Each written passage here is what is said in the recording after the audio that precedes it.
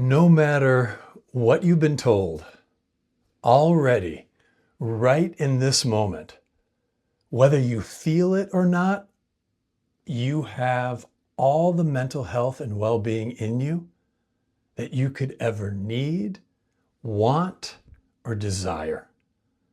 The problem is we don't believe it. And nobody ever told us that.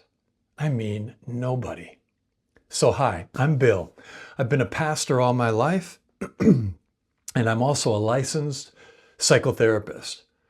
And I help anxious and depressed people feel better by waking up to the mental health and well-being God already put in them. So innate mental health. Everyone has it. It's built in. You don't have to get it because you've already got it. But what is it? I mean, what is this thing called innate mental health? And that's what I'll try to explain here in this video and give you a glimpse of. And at the end, if I haven't made any sense throughout this whole video, I'll give you a 4-word sentence that hopefully summarizes it in a nutshell. No one told me what mental health was when I was growing up. You too? And when I got to graduate school and went for my second master's degree in counseling psychology after getting my MDiv and being a pastor for a few years, we never talked about mental health in that counseling psych program. But I learned a lot about mental illness. I mean, we spent whole semesters on that, and almost in every class, it seems it's all we talked about. Mental illness, mental illness, mental illness. So I've been searching for mental health and what it is all my life. And I finally found it. I found the secrets to it, and I feel lucky. I learned about it when I did. And now I just want to help others know about this. And this was just a few years ago that I made this discovery for myself. And someone should have told us about everything I've learned, but they didn't. And I want to, and I hope to, and I will. So maybe you can relate to some of that. Maybe you know someone who's struggled with mental illness. Maybe you've struggled yourself. And if you have, you know what that feels like. And maybe we don't even have to label it like such a big, scary thing or phrase like mental illness. We might just describe it as just feeling down most of the time, but wanting to be happy, but can't seem to get it. Or just always seem to be worrying and can't quite not do that. And wondering if that means I'm mentally ill or I have a mental illness. I can't seem to get that together. But what is a mental illness? Is it biological, a biological condition? Is it something inherited? Is it in our DNA? Is it just a mystery? And then what about mental health? What is that? How would you describe that? And how would you know it when you might have it or be in it? Well, the truth is you have mental health right now. The problem? You may not really believe it. And the question, if you do have it, then what is it? And how do I keep it? How do I not lose it? And I'm going to try to give you a glimpse of that. What is it? As I've said, your mental health is built in. It's an incredible design. We think we have to find it and get it and build it and keep it in ourselves in some way. And that almost feels impossible or a little bit overwhelming, or that's mysterious. It's like it's the luck of the draw, whether we have it or not.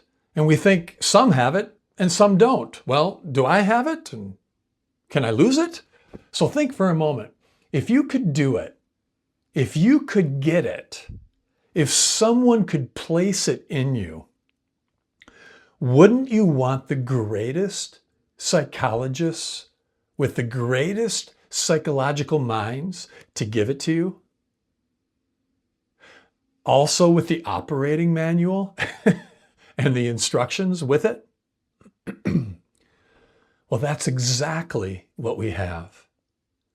God, the greatest psychologist there is, has built into each and every one of us one of the greatest gifts we could ever have. Given it to every person on earth by common grace, a common gift. The problem?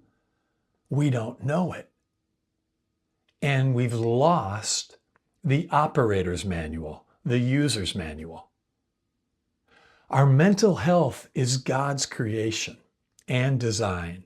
It's part of the imago Dei, the image of God that's in us. Psalm 139 says it beautifully. I am fearfully and wonderfully made. I like to use the word awesomely made. And Romans 1:20 tells us that God's divine nature can be clearly seen through everything God made.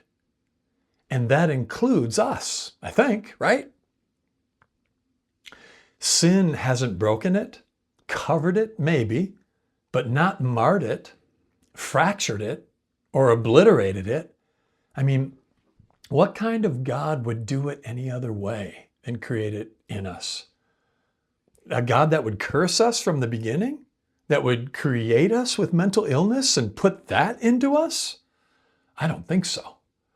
And I don't believe in that kind of God, and I don't think you do either. And others have pointed to this, the imago Dei. Parker Palmer calls it a hidden wholeness that's in us. Robert Browning wrote about an imprisoned splendor that's in us, saying there's an inmost center in us all where the truth abides in fullness. And we don't have to be afraid of that kind of language. It's just another way of pointing to the imago Dei in us. So I like to say it two ways. Breathed in and built in. Breathed in, that's the relational piece. The peace we know in relationship with Christ and in Christ. When God is real to us in the moment, our mind is clear and we just know peace and joy and love. That's breathed in. But there's also something built in that everyone has. A divine intelligence placed there by God. And it knows how to return us to balance, to okayness, to peace and contentment. And we don't have to go looking for it or try to make it happen. We don't even have to remember it. It's just working and working all the time, always working, always doing its job, like divine intelligence built into creation itself. And so here are some examples of what that looks like. Divine intelligence built into creation itself. Acorns know to turn into oaks, right? Salmon know where to swim upstream to where they came from. Butterflies, I learned, know to fly to a certain place in Mexico each year. The seasons know how to turn and know how to change into each season. The same power spinning the planets in their orbits, that's the same divine intelligence. The intelligence that knows how my bean plant in my garden in the backyard curls its tendrils up the string or the twine or the stake towards the sun. And our bodies, they know how to heal a broken bone. They know how to fight off infection. They know how to keep our hearts beating and our blood flowing without us doing anything about it. We don't manage any of that. That's divine intelligence built into creation itself. And here's what I want you to consider. The same is true of your mind. And there's another image I love for this. And I first came across it in Aviva Barnett's book, Ride the Wave. Think about a buoy in the water. And have you ever been to a pool where kids are jumping on the buoy or that float thing on the deep end rope? You know, they push it under, they hold it there, but the moment they let go, it pops right back up to the surface. By the way, do you like my sound effects? That's our well-being. That's our innate mental health. It's always there, always ready to surface. The only thing that pushes it down is our thinking, our habit of thought, our stories, our worries. That's us pushing the buoy under. And the moment we stop, it comes right back up. It always does. It was never gone. And maybe the best way I can describe it is just to give you the feeling of it, if I can. And the funny thing is, I don't think I can even explain it all that well, but that won't stop me from trying. It's like the feeling of not having a lot on your mind and how good that feels. It's like the feeling of being okay no matter what. It's that deep sense of okayness, more than okayness, that you feel from time to time for no reason at all. And it seems fleeting, but it isn't. It's always there under our thinking. It's like wisdom that arises out of nowhere when you need it most. But it came when you weren't even thinking hard about things and what you needed an answer for. There it just arose and it came. It's like the stillness also of a pond or a lake, where it's all okay, but we're throwing pebbles and rocks into the calm water. And the pebbles are our thoughts and our stories, and they cause ripples on the water. And we don't know we're the ones causing the ripples. Huh? The blue sky, it's like the blue sky. The blue sky that is always there, always, but sometimes hidden behind the clouds of our thoughts. Thoughts are like clouds passing through the sky. And I don't think the sky is bothered by the clouds, right? But we're bothered by our thoughts, aren't we? Innate mental health is that part of us that's not bothered by our minds or our mind's activities or our thoughts. And during the times we're not hurting ourselves with our own thinking, we can know the peace, love, and wisdom that's always there. So let me give you a more personal example of what I mean and what I'm trying to say and communicate. When I cut my finger, if I'm chopping veggies for my salad or whatever, what will happen? First, I'll be like, yikes, ouch, that hurts. And then maybe I'll even lose a little religion. and I don't know, but ouch and yikes and oh. But then I'll get a paper towel, maybe put a little water on it, get it wet, put it on my finger, put a little pressure on there, try to stop the bleeding.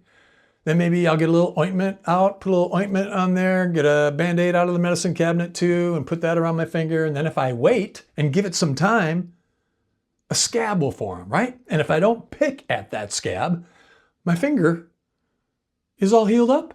It's just fine. Now, how did my body know how to do that? Did I tell my white blood cells, okay, go there and now coagulate and stop the bleeding? Did I tell my finger, now you just heal up now? I hope you will. Heal, do it. Did I make it do that? No, I didn't interfere with it, but let it do its thing. and it just did its own thing, all on its own. It's actually amazing, isn't it? A miracle, actually. It's built in to do what it's supposed to do. It's the same designer, the same intelligence, and the same gift that's not only built into our body, but also into your mind, into our minds. And that's just like our psychological immune system. Dr. George Pransky talks about something he calls this psychological immune system. And I love this. Just like your body has an immune system that fights off infection and restores you to health, right? Your mind has something like that too, a built-in system. So when we get caught up in our thinking, when our thoughts start running the show and we're feeling anxious or down or off, this system knows how to bring us back to okayness, back to ourselves, back to well-being. And we don't have to force it or figure it out. If we can just get out of the way, like I did with my cut finger, it does its job on its own. That's the psychological immune system. It's built in by the same designer. So we get a glimpse of it when we see babies also and young children. Dr. Dickon Bettinger, I heard recently, he noticed this with his granddaughter. Her feelings were running all through her, and they were showing up on her face and just running all through her, all kinds of feelings. But they weren't a problem. They just flowed through. She wasn't attached to them. She wasn't attached to any stories or thoughts about them like we are as adults. They came and they went. Mental health is like that. Thoughts just passing through without attachment. Maybe this is what Jesus meant actually when, or part of it, when he said, unless you become like a little child, you won't really enter or experience the kingdom of God. There might be more psychology in that verse than I even realized. Come like that little child and let thoughts go and live in that freedom and joy. And we know the opposite, don't we? A mind preoccupied, right? A mind that runs fast. A mind whose thoughts can make, as the quote says, a heaven out of hell and a hell out of heaven, if you feel that one. And maybe you have experience with that too. But underneath all of that, there's a peace that passes understanding. That's always there, always available. And we're one thought away from it.